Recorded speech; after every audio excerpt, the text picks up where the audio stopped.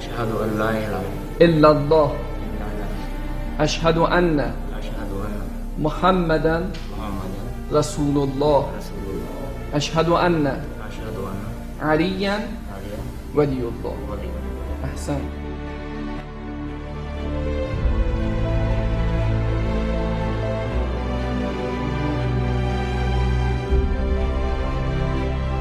My name is Burtej Bhatti and I came نام من کرتج باتیه و از کانادا اومدم تا مسلمون بشم. اینجا مکان بسیار خوبیه. here.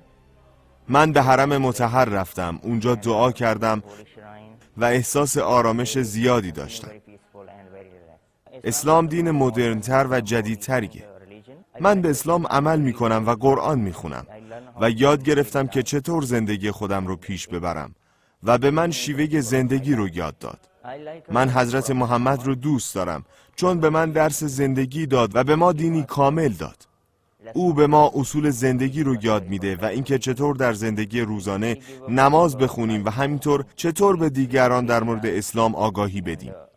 من خیلی خوشحالم که مسلمان میشم.